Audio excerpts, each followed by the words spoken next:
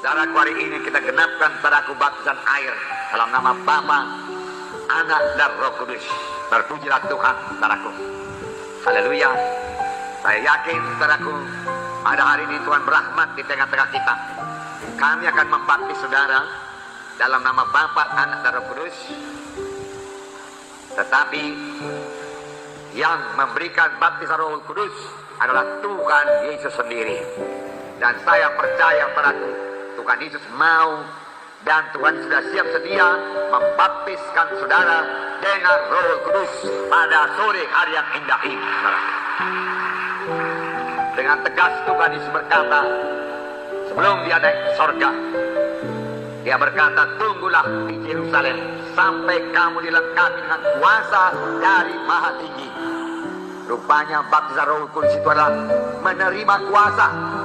Kalau saudara menerima baptisan Roh Kudus, saudara menerima kuasa.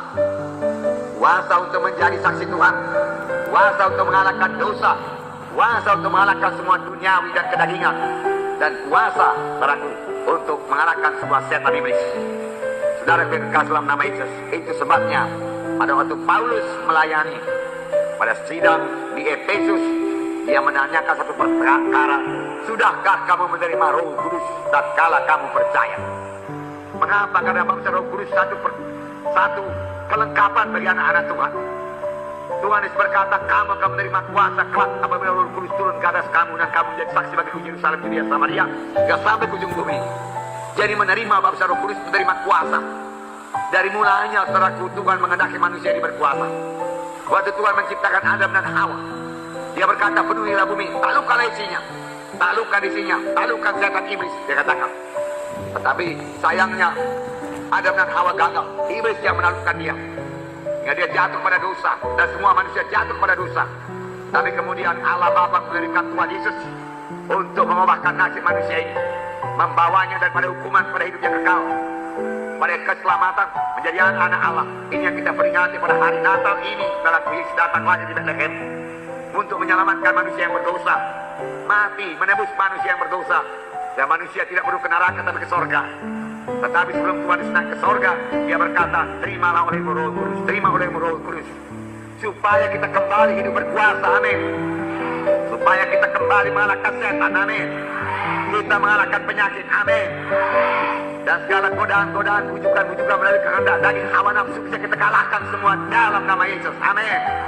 Dan kita semua boleh berbuah lebat karena kita semua menjadi saksi yang berkuasa. Tuhan mengurapi kesaksian kita, amin. Itu gunanya Roh Kudus. Sekaligus Roh Kudus memberikan buah Roh Kudus, membentuk karakter dalam kita, karakter dalam kita. Nah, buah Roh Kudus pada hari ini, pagi hari tadi kita mendengarkan firman Tuhan mengenai salah satu dari buah Roh Kudus, yaitu damai. Damai itu buah Roh Kudus. Yesus membawa damai, anak-anak Tuhan juga membawa damai. Kemana saja kita bergerak, kita bawa damai. Tuhan Yesus kalau dia masuk ke rumah, dia katakan damai bagi rumah ini. Dan dia mengajarkan murid-muridnya kalau masuk ke rumah orang lain juga katakan damai bagi rumah ini. Kalau dia berlayak maka damaimu tinggal padanya. Kalau dia tidak berlayak maka damaimu kembali kepadamu. Tuhan Yesus berkata. Jadi tidak rugi apa-apa kita memberikan damai bagimu. Damai, damai. Nah, saudara yang kekasih dalam nama Yesus, damai. Itu saudaraku, ya, setelah Roh Kudus turun, saudaraku, Roh Kudus turun pada Yesus, Roh Kudus turun pada kita, maka buah Roh Kudus jadi kepada kita.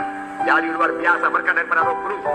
Jadi pada hari ini saudara juga terimalah baptisan Roh Kudus, amin saudara.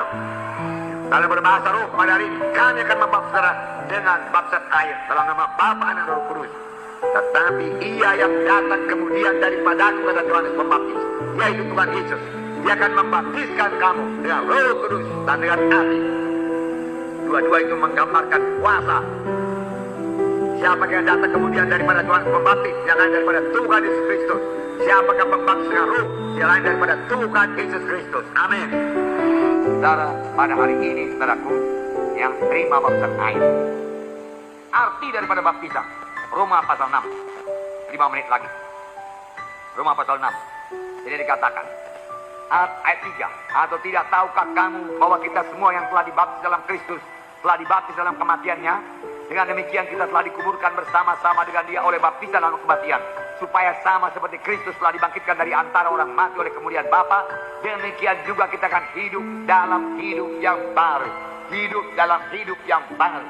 saudara yang dibaptis pada hari ini, keluar daripada baptisan ini, boleh memulai satu hidup yang baru. Amin. Ya, hidup yang baru. Kalau selama ini gagal, berubah jadi berhasil. Amin. Kalau selama ini budak narkotika, saudaraku, berubah jadi hamba kebenaran. Amin. Kalau selama ini dikuasai oleh penyakit kronis, tidak sembuh-sembuh, saudaraku, dari tahun ke tahun, saudaraku, penyakit ini, penyakit itu, penyakit ini. Saudara, sudah baptisan air ini hidup baru dalam hidup yang sehat. Karena Roh Kudus menghidupkan saudara. Haleluya. Hidup yang baru. Hidup yang baru. Hidup yang bersekutu dengan Tuhan. Hidup yang cinta kepada Tuhan. Hidup yang mempermuliakan Tuhan. Hidup yang jadi saksi Tuhan, saudaraku. Puji Tuhan, saudaraku. Haleluya, saudaraku. Nah, sudah Yesus dibaptis dengan Roh Kudus, baru dia mulai melayani. Dan Bapa berkata, inilah anak yang kukasihi, kepadanya lah aku berkenan. Aku berkenan. Dan aku baptisan adalah kehendak Tuhan, saudara. Saudara, pada hari ini, saudaraku, yang terima baptisan air,